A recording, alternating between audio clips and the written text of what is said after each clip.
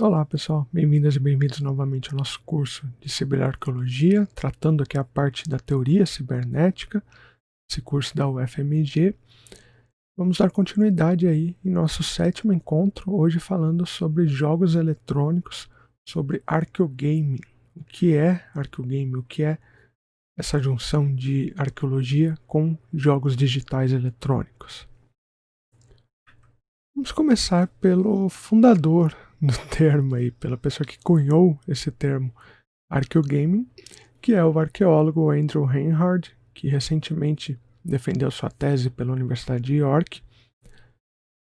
E em 2018 ele lançou esse livro denominado Arqueogaming, uma introdução para a arqueologia nos e dos jogos digitais, dos videogames. E esse termo arqueogaming, a gente não tem ainda uma tradução para português. A gente pode pensar como arqueojogando, arqueojogos, arqueojogar. Ainda não é muito claro uma tradução. Mas tendo uma ideia assim de jogos e arqueologia, é arqueogaming, né? Vamos levar aqui nesse curso dessa maneira. O arqueogaming do Andrew Reinhardt, ele fez esse apanhado nesse livro, justamente mostrando como os jogos digitais podem ser escavados a partir de métodos arqueológicos e que os jogos digitais são, sim, artefatos arqueológicos.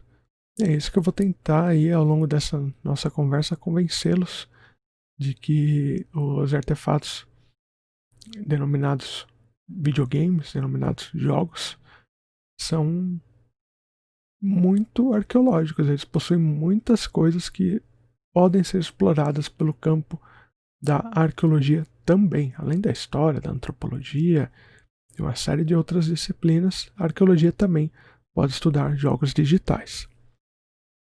Eu deixei aí na tela os meios de encontrar o Andrew. É uma pessoa super acessível. O último contato aqui é do Twitter dele. Vocês podem escrever, podem segui-lo, ele responde sempre, é uma pessoa bastante entusiasmada. Isso é muito legal no arqueogaming e na ciberarqueologia, porque praticamente todo mundo que trabalha com essa área é contemporâneo a gente, estão vivos. Então você pode trocar ideia com esse pessoal. E a dica que eu dou é não tenha receio de trocar ideia com esse pessoal, seja no Brasil, seja fora do Brasil. Muitas vezes a gente fica meio receoso pensando, nossa, será que o pesquisador lá de fora vai responder meu e-mail, vai responder minha mensagem no Twitter? Será que eu devo escrever? Eu fico um pouquinho intimidado. Não fique. Mande mensagem. A maioria das pessoas ligadas a esse campo são super abertas, elas respondem numa boa. Isso vai fortalecer os contatos, vai fortalecer o seu conhecimento sobre essa área de arqueogaming também. E no livro do Reinhardt, como ele diz ali, arqueologia nos jogos digitais e arqueologia dos jogos digitais, ou seja, arqueologia em jogos digitais e arqueologia dos jogos digitais. Isso é fundamental e é isso que a gente vai discutir aqui em nossa conversa. Como nós podemos fazer arqueologia dentro dos jogos e arqueologia a partir dos jogos, arqueologia fora desses jogos digitais. Para começar, vamos falar sobre arqueologia em jogos. E para isso, eu trago aqui a ideia central do Andrew quando ele comenta sobre isso, que é o fato de aplicar os métodos arqueológicos que a gente conhece ao mundo sintético. E por mundo sintético, eu estou usando a expressão do próprio Andrew Reinhardt, o que eu acho que ele foi muito feliz, por sinal.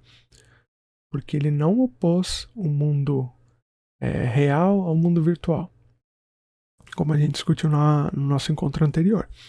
Ele vai falar no mundo natural, ou seja, um mundo que é regido pelas leis da física, um mundo no qual nós estamos inseridos nesse exato momento, e um mundo sintético, que é esse mundo criado em plataformas digitais, em ambientes virtuais aí.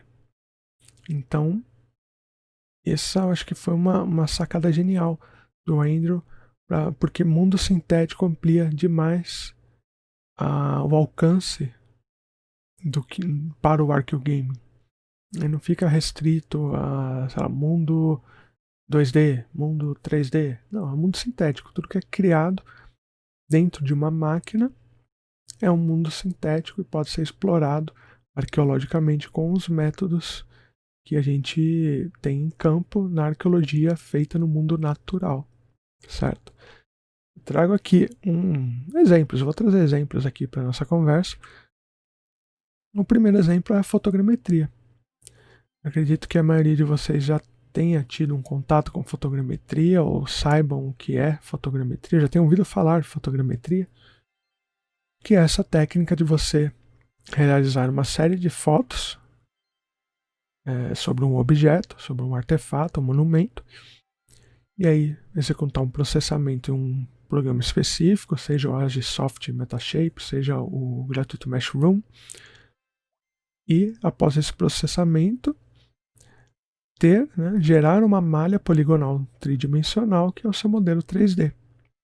Então você consegue, entre aspas, aí, replicar o mundo natural no mundo sintético, replicar o objeto real, entre aspas, em um objeto atual, virtual, como a gente já discutiu. E isso é possível de ser feito dentro do jogo digital. No caso, eu trago o exemplo do Assassin's Creed Origins, que você pode controlar a águia, a Seno, se eu não me engano, e a partir dessa águia você consegue, dentro do próprio jogo, existe uma ferramenta de captura de imagens. Então eu utilizei a águia como se fosse o meu drone, sobrevoando esse monumento, essa estátua, na parte de cima do templo. Realizei uma série de fotos ao redor desse objeto, 360 graus, em vários ângulos. E depois eu fiz o processamento, nesse caso utilizando o Agisoft Metashape, gerando a minha malha poligonal 3D replicada. Que a partir daí eu posso imprimir em 3D, eu posso... Enfim, tem uma série de usos que você pode dar para esse modelo 3D. E essa é uma técnica que é utilizada em campo. Você pode ir para campo realizar fotogrametria, você pode realizar fotogrametria no laboratório, e você pode aplicar essa mesma técnica da arqueologia, entre muitas aspas, tradicional, à arqueologia dos jogos digitais, ao arqueogame. Então, é um método arqueológico que a gente utiliza em campo, utiliza em laboratório, levado ao mundo sintético, aplicado aos jogos digitais. Uma outra maneira que a gente tem aqui para entender essas análises dos jogos digitais é prestar atenção no jogo em si. Porque muitos jogos, com viés histórico principalmente, eles têm um trabalho de curadoria legal, um trabalho de consultoria legal, realizado por historiadores, por arqueólogos. Esses jogos vão contar com elementos no cenário que podem ser estudados. Por exemplo, aqui eu recebi a minha colega professora Carol Kessler, da Universidade Federal de Pelotas, em uma live que a gente fez na Twitch, analisando o Assassin's Creed Odyssey, a parte da cerâmica.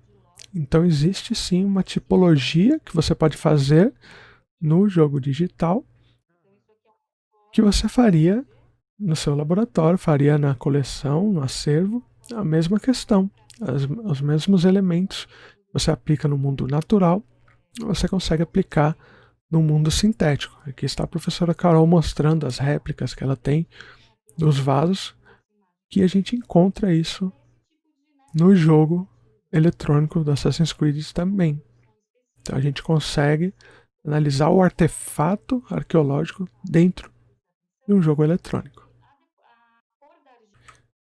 E quando a gente vai falar de escavação em si, eu tenho aqui o exemplo de um vídeo que faz parte do projeto do Andrew Reinhardt, que ele escavou o jogo No Man's Sky para a tese dele, e também virou um capítulo no livro que eu mostrei, em que ele está escavando agora nesse momento, como vocês podem ver, um monumento.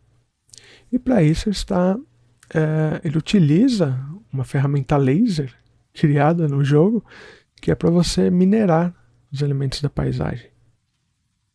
Então olha que interessante, porque os desenvolvedores do jogo jamais pensaram que alguém iria utilizar isso para arqueologia. Eles criaram ali uma pistola laser para fazer mineração daquilo que você precisa para construir a sua navezinha e poder sair desse planeta proceduralmente feito. Mas o arqueólogo deu uma nova função para esse artefato, para esse objeto da pistola laser, e utilizou como escavação, utilizou como uma ferramenta de escavação do ambiente. Então também é possível literalmente escavar objetos em jogos digitais. Inclusive, o No Man's Sky ele conta com um sistema de plotagem de localizações no mapa, como se fosse um GPS. Muitos jogos têm isso. Então você consegue fazer marcações ali e compartilhar isso com outros pesquisadores, com outros arqueólogos, com seus colegas. Vocês conseguem fazer isso também dentro de jogos digitais, utilizando o GPS, que é uma ferramenta que a gente tem no mundo natural, a gente utiliza em campo, também aplicada ao jogo digital em si. Então, essas são escavações em jogos digitais. Se a gente for levar isso ao extremo, né, aqui já chegando aí no meio termo entre em jogos digitais e dos jogos digitais, a gente pode ver a escavação ao pé da letra, a escavação literal mesmo, realizada no mundo natural. Eu trouxe aqui o exemplo da foto de uma escavação realizada em um aterro em Alamogordo, no Novo México, em 2014, por uma equipe de arqueólogos, uma equipe de jornalistas também que estiveram ali, pessoas influentes da cultura pop. O Andrew Reinhardt participou dessa escavação, que é a escavação da lenda do jogo do Atari denominado ET, que é tido por muitos como o pior jogo já feito na história. Pessoalmente eu acho isso bastante exagerado, não acho o Atari o pior jogo da história, é um jogo ruim, sim, mas a Atari teve outros jogos piores. Inclusive, foi por causa desses jogos ruins que se chegou a essa situação de ter um aterro sanitário aí, um aterro, entre aspas, um lixão repleto de jogos digitais, de cartuchos de jogos digitais. Por quê?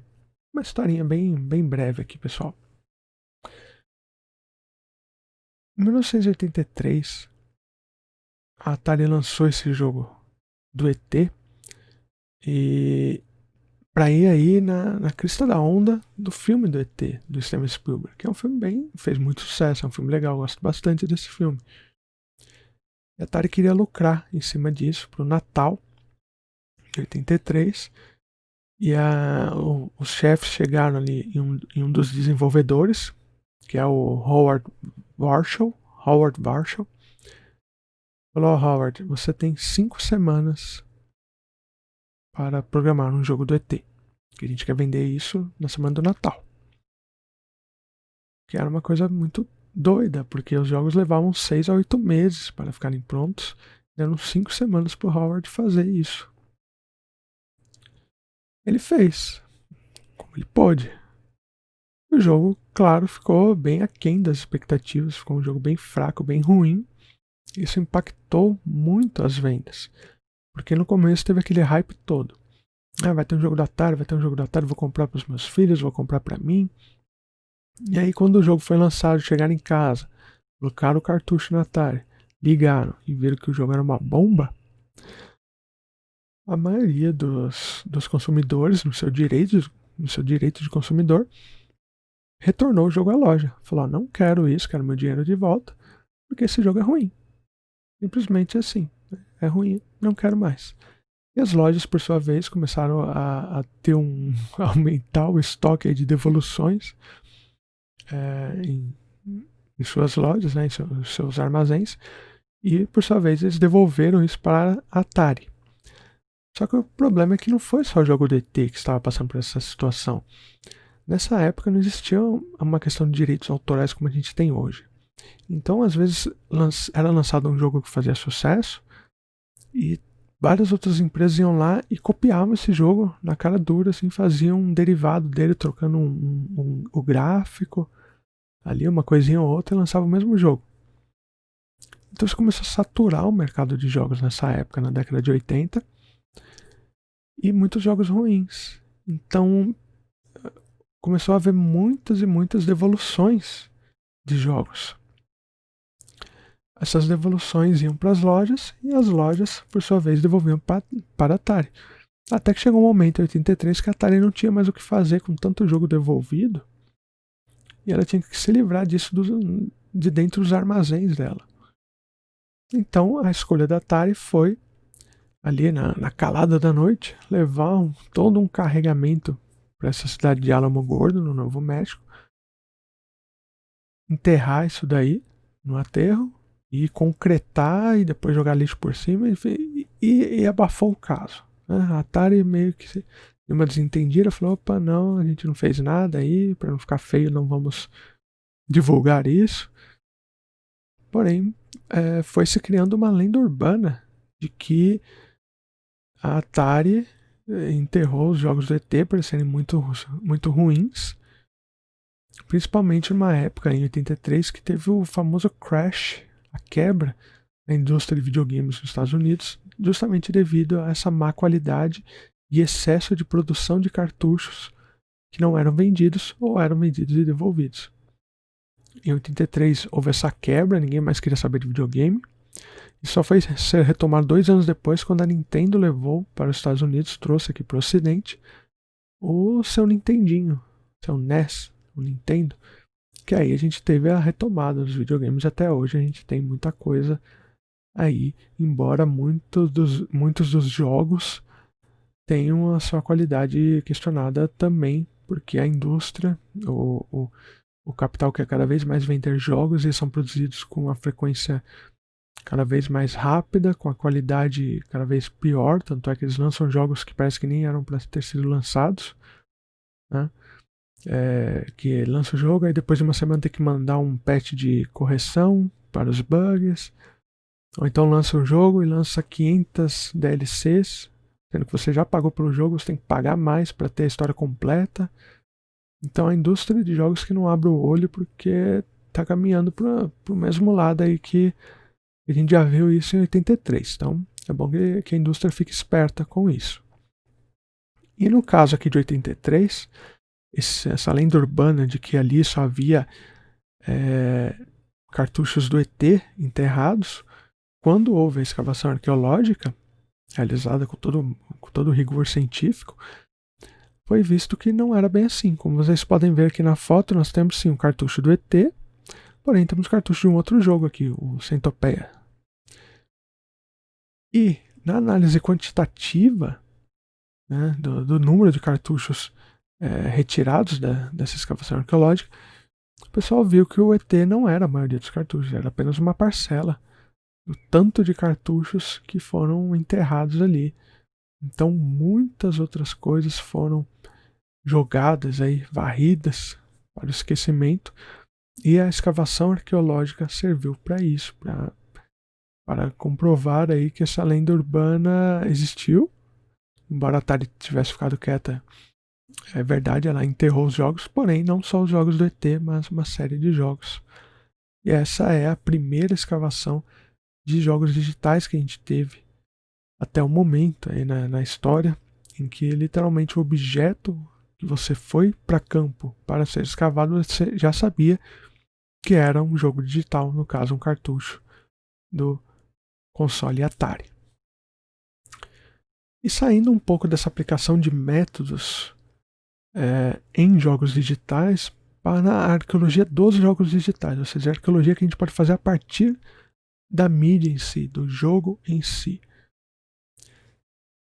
Tenho aqui um exemplo de análise, uma análise que eu realizei para o Arise, o grupo que eu coordeno, uma análise do jogo Detroit Become Human.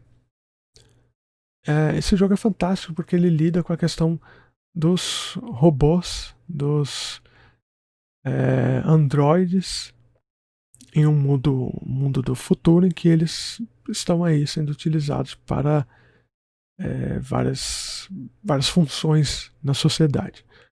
Muito parecido com o que a gente viu na nossa aula sobre robôs, com a questão ali tanto como está passando aí na tela, do Grey Walter, como também da peça de teatro do Hur, que a gente viu ali do autor tcheco, sobre a questão dos robôs.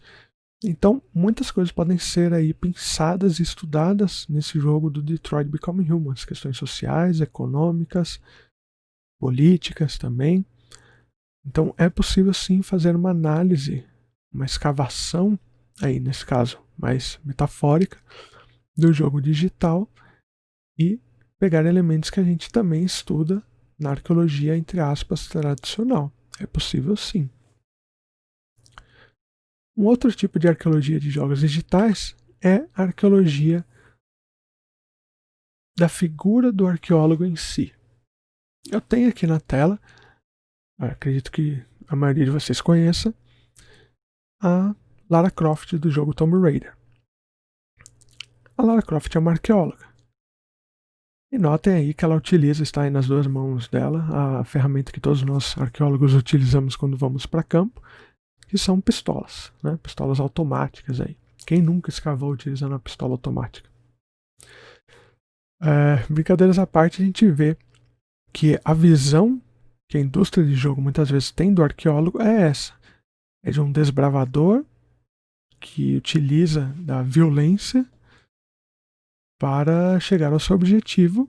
E o objetivo desses arqueólogos em jogos geralmente é roubar os artefatos, né?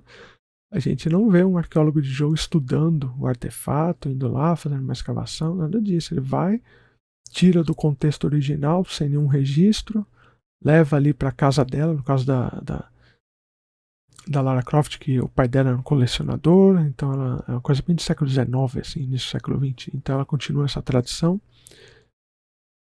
É um arqueólogo ladrão, praticamente. É tudo aquilo que a gente não quer ser enquanto arqueólogo, ou não deveria ser enquanto arqueólogo. A gente vê também aqui algumas outras questões, por exemplo, da vestimenta da Lara Croft, que não é adequada, ninguém vai para campo vestindo esse tipo de roupa, e que tem a ver diretamente com o fato da hipersexualização de personagens femininos em jogos eletrônicos. A gente vê os atributos físicos da Lara Croft aqui super valorizados aí na modelagem 3D, que por sua vez foi modelada por homem, tá? Não foi uma mulher que modelou. Não posso colocar a mão no fogo dizendo que se fosse uma mulher teria sido diferente o modelo 3D da Lara. Não sei. Provavelmente seria.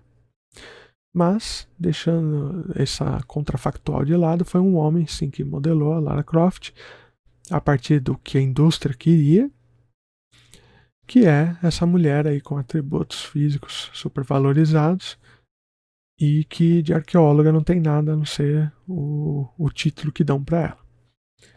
Uma outra figurinha interessante da arqueologia, do imaginário popular sobre arqueólogo, é o Indiana Jones, aí no caso fazendo propaganda do jogo da Atari, dos Caçadores da Arca Perdida, que foi feito pelo Howard Marshall, o mesmo que fez o ET, mas esse jogo do Indiana Jones é muito legal, é muito bem feito, porque teve o tempo correto de desenvolvimento.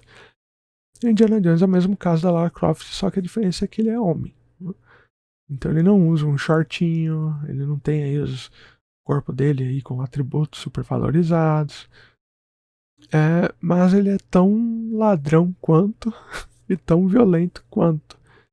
Ninguém vai para campo, pelo menos eu não conheci nenhum arqueólogo que levasse um chicote para campo, que atirasse, né, E aqui no caso do Indiana Jones é justamente isso. Ele vai para campo, tira tudo de contexto, rouba as coisas, rouba os artefatos, leva aí para algum museu, um colecionador e fica por isso mesmo. Essa é a visão dos arqueólogos em jogos não feitos por arqueólogos. Jogos da indústria. A indústria não está preocupada em ser leal, ser fidedigna com a figura do arqueólogo. Ela deveria estar? Não sei, é o julgamento de cada um. O papel da indústria nesses jogos não é educar a população, é fazer dinheiro. E a gente sabe que o dia a dia do arqueólogo é bem mais monótono do que o dia a dia da Lara Croft ou do Indiana Jones. Então isso é um tema que pode ser estudado também pelo Arqueogame, é um tema que pode ser estudado a partir dos jogos digitais. Uma outra coisa que eu quero mostrar para vocês é a questão das propagandas dos jogos aqui. Eu trouxe um exemplo do Magnavox Odyssey, que é tido como o primeiro videogame caseiro que a gente teve ali no início da década de 70, antes da Atari. Eu quero que vocês prestem atenção comigo nos elementos que estão nessa propaganda. A gente está numa sala, então é um local de reunião familiar, é um local onde todo mundo ali se junta para assistir TV. Na década de 50, né, tem o advento da TV, e essa TV ela é aumentada a função dela com um videogame que dá uma nova cara para essa TV, faz com que essa TV se torne interativa, se torne mais divertida, que você seja o ator principal dessa TV que está ali na sua sala. E essa propaganda ela é bem emblemática porque, primeiro, nós temos uma família branca aqui de classe média, suburbana dos Estados Unidos da década de 70. Muita coisa que a gente vê em filme, assim, é muito característico. Então é uma família branca. A gente quase não tem propaganda com pessoas negras ou outras etnias, enfim, a gente não tem, assim. São sempre pessoas brancas. E aqui no caso, quem que está jogando, aqui mexendo no controle, é o filho e o pai. É o menino e o homem. São os elementos masculinos da família que estão jogando. Não são os elementos femininos. Desde o início do videogame, ele é vendido como um divertimento para meninos, para homens. Dificilmente existem propagandas com mulheres jogando. Geralmente a gente vê o menino ou o pai brincando na sala, quando a mãe e a filha estão ali do lado de fora da sala, geralmente naquela cozinha americana, né? Aquela cozinha com espaço aberto, lavando louça, cozinhando, observando. São elementos passivos nessa interação com o videogame, enquanto o menino e o pai são elementos ativos nessa interação com o videogame. Então a gente tem aí questões sociais seríssimas que até hoje continuam, se perpetuam. Porque até hoje videogame, primeiro, é visto como coisa para criança. Infelizmente, muita gente pensa que videogame é coisa para criança. E segundo, coisa para menino. Né? Mesmo que esse ano a gente tenha tido uma pesquisa da Brasil Game Show, acho que, se não me engano, para o Datafolha, revelando que 48% do público que joga videogame no Brasil é feminino, são mulheres, são meninas que jogam. Mas ainda hoje no imaginário aí, na nossa cultura, videogame é coisa, primeiro, para crianças, segundo, para meninos. E a gente sabe que não é para crianças apenas, muitos adultos jogam, eu jogo bastante, muitos adultos gastam muito dinheiro com jogos, são os que movimentam a indústria de jogos que, por sua vez, já lucra mais do que o cinema há muitos anos, e que não é para pessoas do sexo masculino. É para pessoas de qualquer sexo, seja ele qual for. Como se identificar? Todo mundo pode jogar e não existe idade para isso, para se jogar. Então, análise de propagandas também pode ser uma arqueologia, também é uma análise dos jogos digitais em si. E aqui o que está na tela é um pouquinho de como as pessoas se enxergam a partir dos jogos digitais, como que a influência do jogo que está naquele mundo sintético, ele extravasa as telas e cria uma cultura no mundo natural. No caso aqui mostrando o cosplayer, o fato da pessoa se vestir como um personagem de jogo.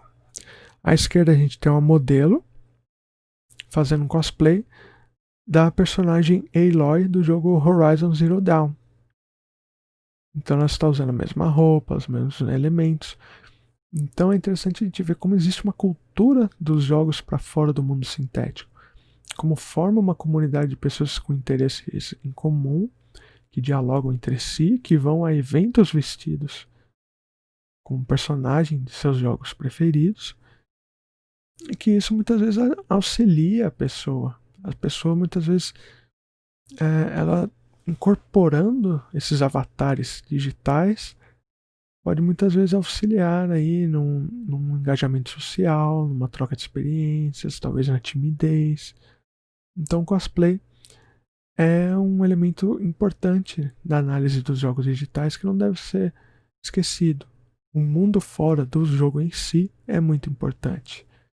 E se a gente está falando em representações, em como isso auxilia as pessoas, eu trago aqui o exemplo de um jogo belíssimo chamado Hellblade, Senua's Sacrifice, que traz essa protagonista principal, a Senua, que é uma moça com esquizofrenia, né? Que ela sofre de esquizofrenia, desculpem.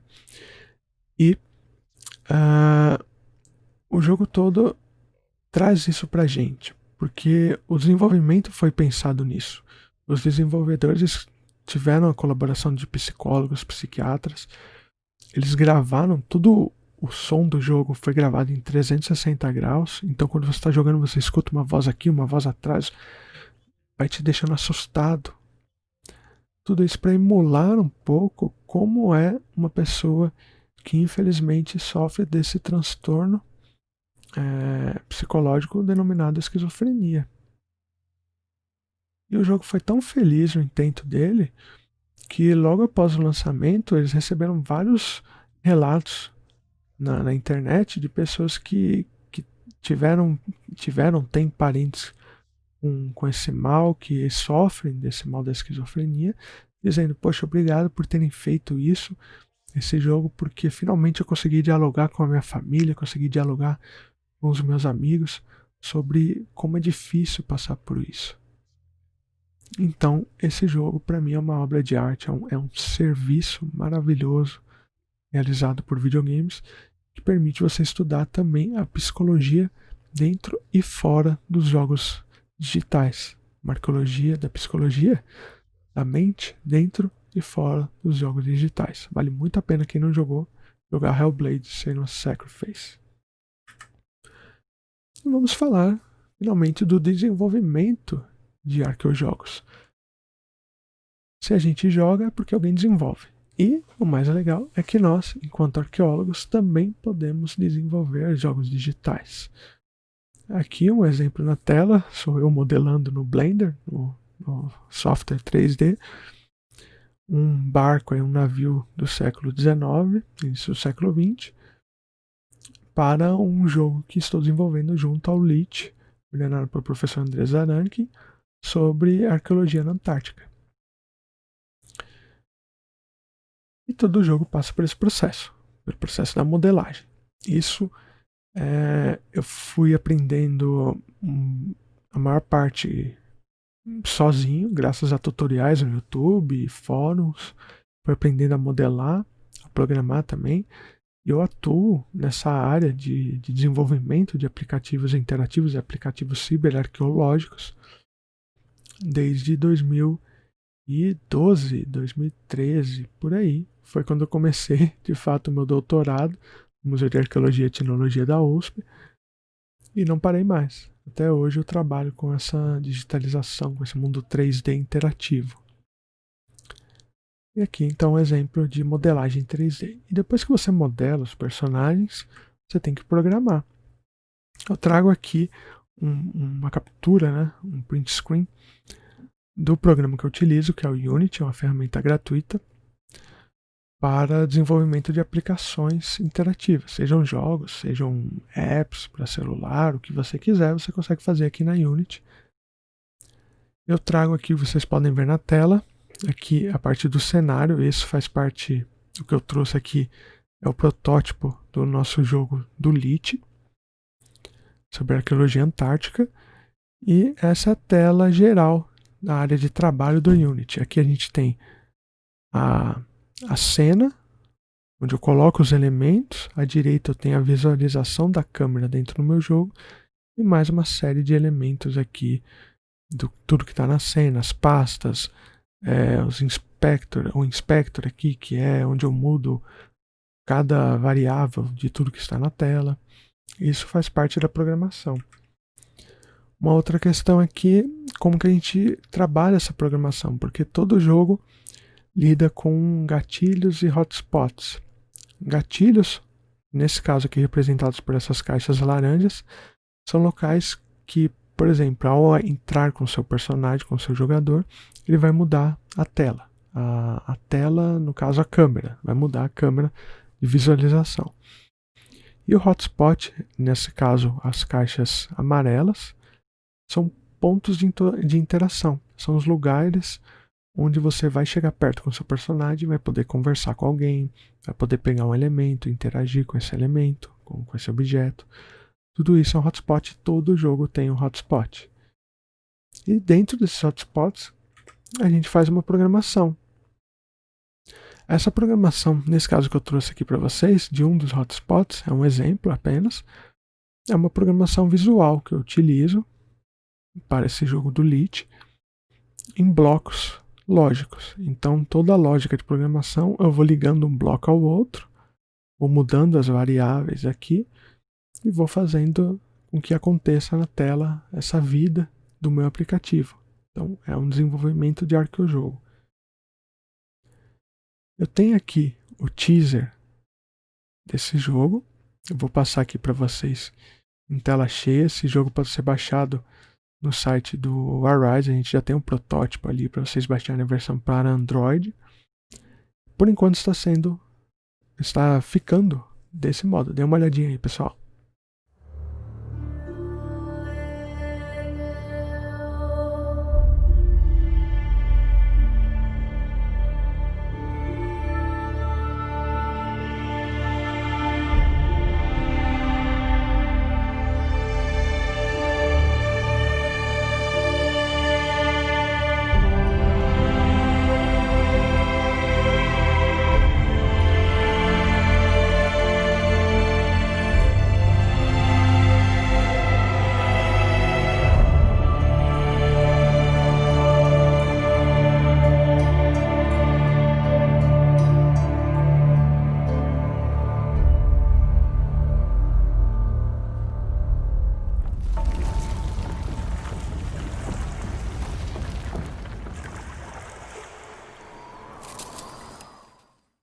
Gostaram? Então baixem lá no site do Arise e deem o feedback pra gente, no formulário de avaliação, tá certo? Um outro exemplo que eu trouxe aqui, que também foi realizado pelo Arise, a gente lançou o ano passado, é o Samba Kiss, Uma História Antes do Brasil, que foi um jogo em parceria com o Grupep da Unisul, Universidade do Sul de Santa Catarina, aí representado por duas colegas do Museu de Arqueologia, a Jéssica Cardoso e a Renata Estevam. E também tivemos aqui a questão dos diálogos, das missões feita pelo nosso colega Tomás Partiti, do Arise. Esse jogo foi um jogo baseado em vestígios arqueológicos, sambaqueiros, né? Nós temos sambaquis na costa do Brasil todo. E a partir dos vestígios arqueológicos a gente montou esse jogo que na verdade é um pouquinho do presente com a escavação arqueológica e o passado com o cotidiano do sambaqueiro. E tem como objetivo principal você coletar os elementos para realizar um rito fúnebre ao final do dia, porque uma anciã da sua comunidade ali morreu e você tem então que prestar essa homenagem para ela. Todo esse jogo baseado em vestígios arqueológicos, baseado também a partir de referencial imagético do que a gente tem em campo, e também artigos de especialistas em arqueologia dos sambaquis. Vou rodar aqui o trechinho para vocês, o nosso trailer. esse jogo também está disponível lá no site do Arise, tá bom? Vejam agora.